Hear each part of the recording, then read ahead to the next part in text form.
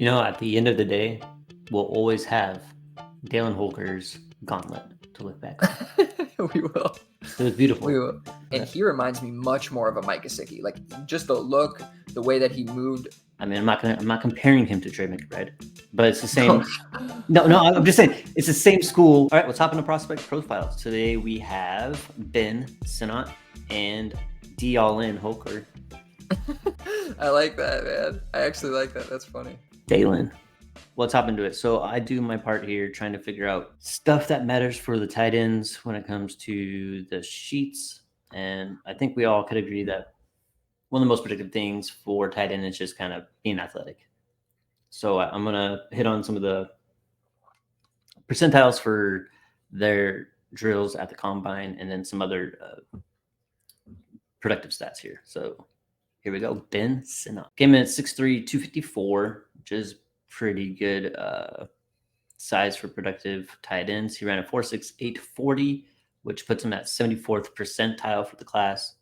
99 percentile vertical, 95 percentile 30 cone, 96th percentile broad jump. Pretty damn athletic, fluid, can really move in short areas, which is great. And you ran a 4.6 under 4.7. It's pretty decent speed for a guy 6'3", 254. Pass blocking, I pulled this from the PFF data that you gave me, which I just kind of thought it'd be interesting to see how often these guys were asked to be blockers and just kind of compare.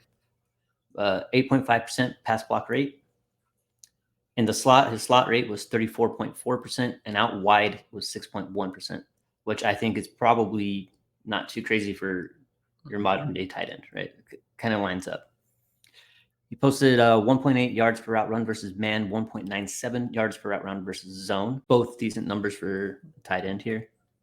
48.7% of his total yards from last year came after the catch. That's something I was hoping to kind of really contrast between Holker and Sinnott, but you'll see it doesn't really set them apart that much.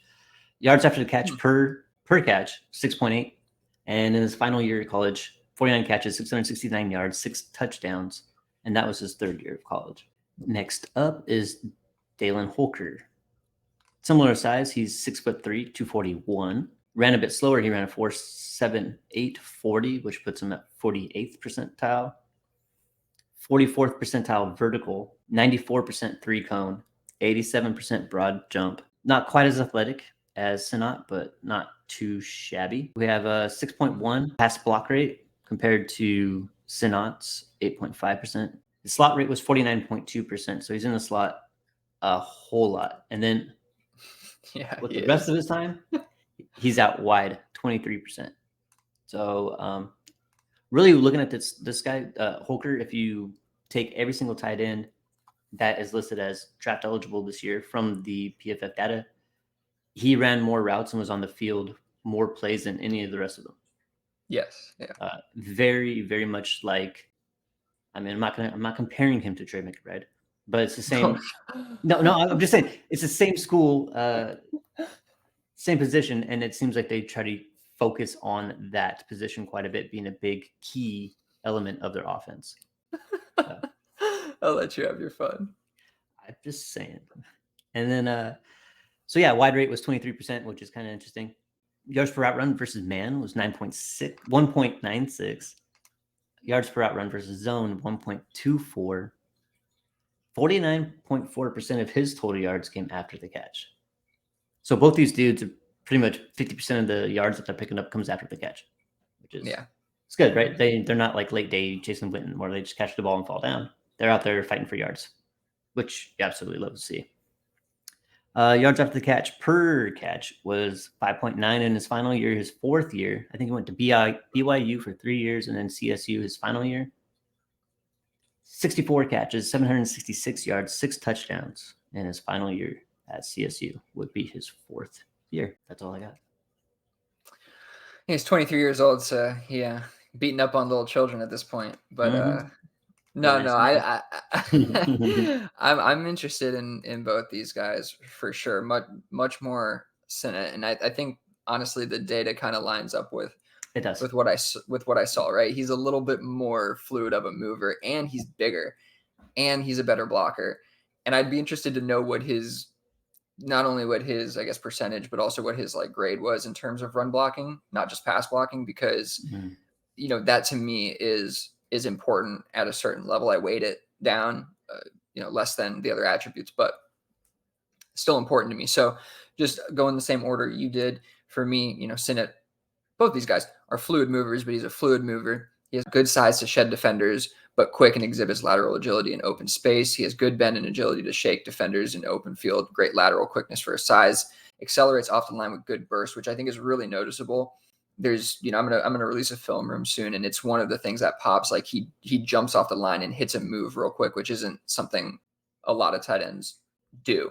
He shows a good bit of nuance in terms of route running. Again, something not a lot of tight ends really showcase. He's a tenacious blocker, but he does need to bulk up a little bit. Like he has a really good frame, like a really good frame, but it's not filled out. Like you can tell it's not really filled out. And I think that get him in a weight room and he might look a little bit better. I do think wearing number 34 does not help his case in terms of public opinion. It doesn't look right. Good. Like who's looking at this guy and being like, yeah, he's a tight end I want fullback on my fantasy team. Yeah, he's a fullback or he's an H-back or something like that. But to me, like he showed, again, really good nuance, detail in route, in terms of his route running, able to kind of deceive defenders.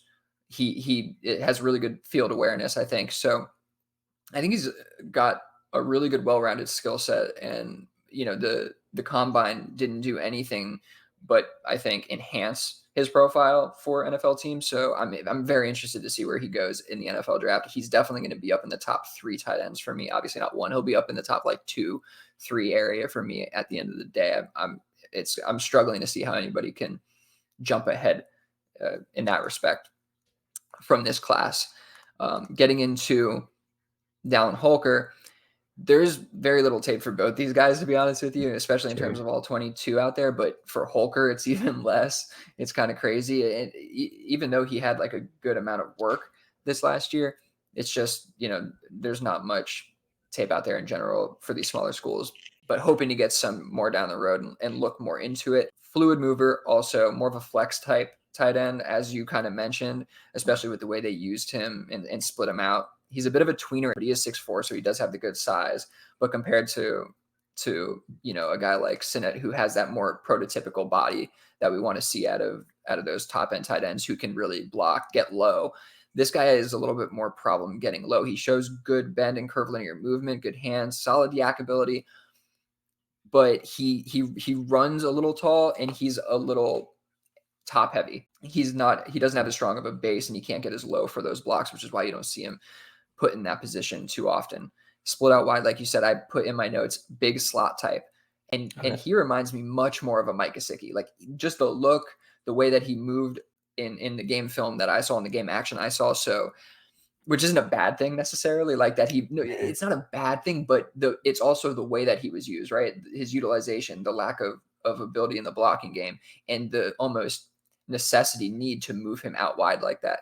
So that was part of it, but he does have good spatial awareness. Like he's a really good pass catcher. There were a couple ball security issues like that popped up on tape. Like in the limited game film I did see, there was multiple fumbles, and you don't love that when it's limited. So I'm trying not to hold that too much against him, because again, there's not that much out there. I need to see more. But after the combine and just seeing kind of how well he moved in the gauntlet, how fluid that was, I'm not trying to double count because I already called him that.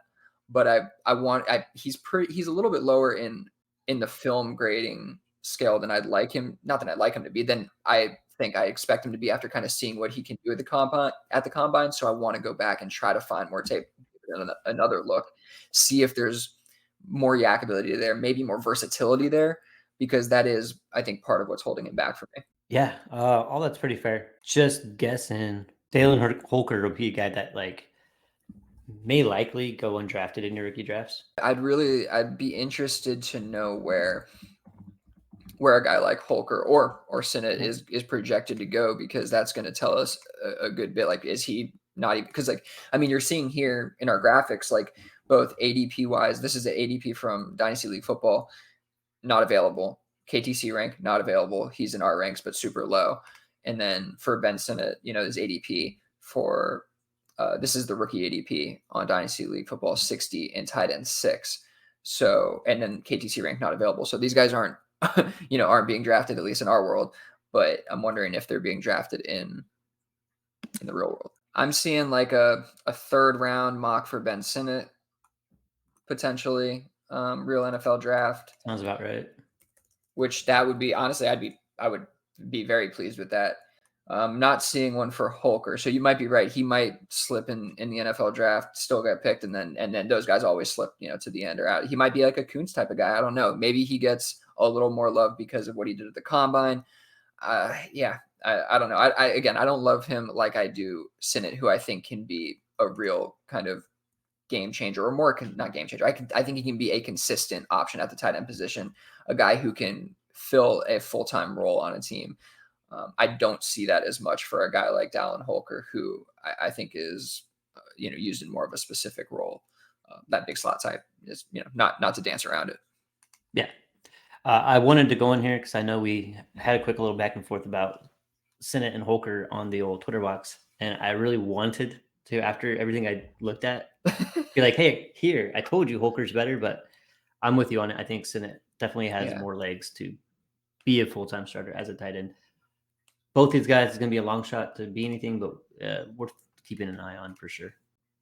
Yeah, I mean, the last place I'll take it is just, I've gotten through the majority of the tight ends actually that were at the combine. There's a couple that I didn't get through, but Dallin Holker is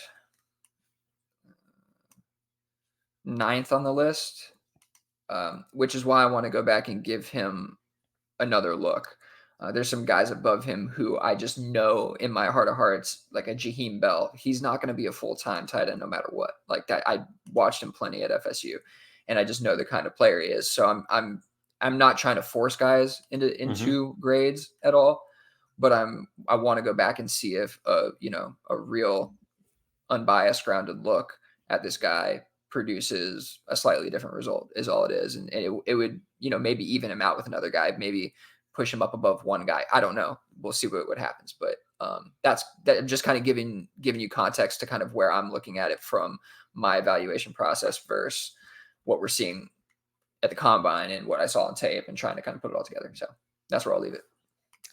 At the end of the day, we'll always have Dallin Holker's gauntlet to look back on. We will. It was beautiful. We will.